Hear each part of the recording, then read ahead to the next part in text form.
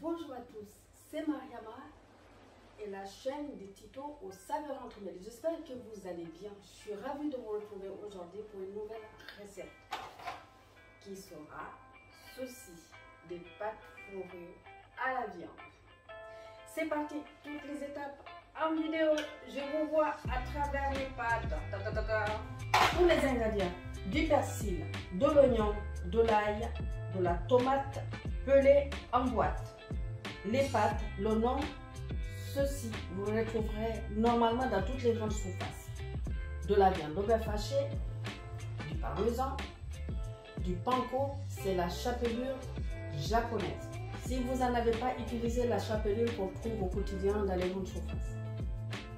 Des petits pois, des carottes hachées très finement, du origan, du paprika, de l'huile d'olive et du sel. C'est parti. J'ai fait bouillir de l'eau. Je vais plonger mes pâtes dedans. Vraiment 1 minute, juste pour les faire ramollir. Pour faciliter au moment où je vais mettre la face à l'intérieur. On se retrouve tout à l'heure. Je les mets par la suite dans de l'eau glacée pour les faire refroidir. Donc voilà, je prépare la sauce tomate. J'ai chauffé de l'huile d'olive. Je vais ajouter les oignons. Je mélange.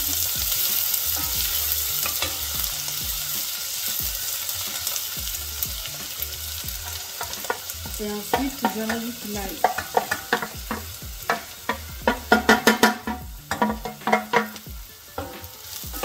Là, je laisse une bonne petite minute.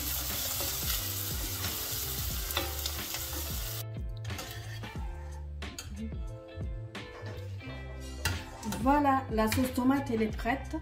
Là maintenant, je vais récupérer une bonne louche pour préparer la farce.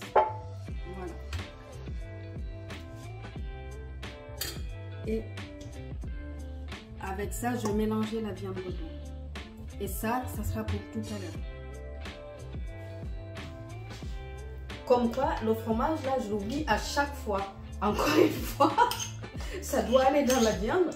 Et j'ai oublié encore. Voilà. Heureusement que, voilà, j'ai levé ma tête pour regarder autour de moi. Et voilà, il est en train de me regarder, lui, par contre, hein, le fromage. Donc, on se retrouve tout de suite pour mettre tout ça à l'intérieur de nos pâtes. Vous avez vu comment c'est... On a mangé déjà comme ça, je pense. C'est pas la peine de faire cuire tout ça. Avec un petit filet de citron, filet d'huile d'olive et c'est parfait. On passe à table. On se retrouve tout à l'heure pendant que je raconte ça. Donc voilà comment je vais faire le montage de nos pâtes. Je mets un peu de coulis de la sauce tomate, le coulis de tomate au fond du plat. Vous pouvez en faire qu'un seul, hein, dans un grand plat de gratin. Voilà, comme ceci, hein, les pâtes. Vous pouvez prendre un truc ou alors juste avec les doigts. L'outil naturel que nous avons, vous les remplissez. Vous poussez jusqu'à ce que il soit bien rempli, que ça soit, que chaque convive puisse se retrouver, qu'il n'y ait pas de jambes, surtout. Voilà, comme ceci. Et ensuite, on les positionne là-dedans. Et je reviens vers vous dès que j'aurai terminé de remplir les pâtes. Voilà.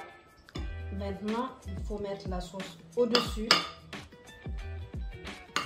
Et puis, je vais mettre ça. Je vais mettre un papier cuisson dessus ou du papier alu.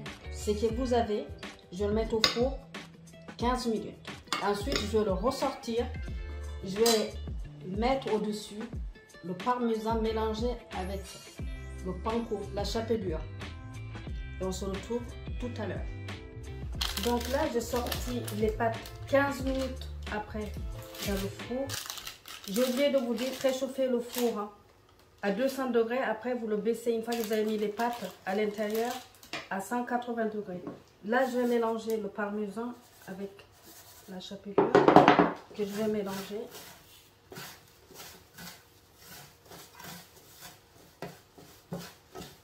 Si vous n'aimez pas le parmesan ou si vous n'en trouvez pas où vous êtes, mettez du fromage râpé. Hein. Voilà. Et même comme ça, on peut l'utiliser comme ça sans forcément rajouter du fromage dessus. Hein. Dans ce cas, vous enlevez le papier cuisson ou papier alu et vous le laissez un peu davantage dans le four avec de la chapelure. Ça va tout à fait aussi gratiner. Donc comme ceci. Et ensuite, on se retrouve tout à l'heure parce que je vais le remettre dans le four 10 minutes environ. Le temps vraiment que ça gratine. Et puis on se retrouve tout à l'heure. Voilà ce que ça donne. Vous voyez. Hop. On pourrait même mettre dans l'assiette.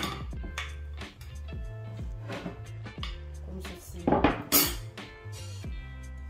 C'est un repas complet pour la semaine. Rapide à faire.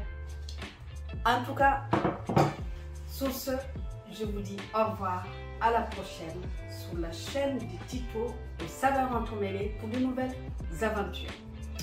Essayez cette recette, likez, partagez et abonnez-vous si ça n'est pas encore fait. Ça me ferait très plaisir. Laissez-moi des commentaires, ça me ferait très plaisir. Ciao, ciao!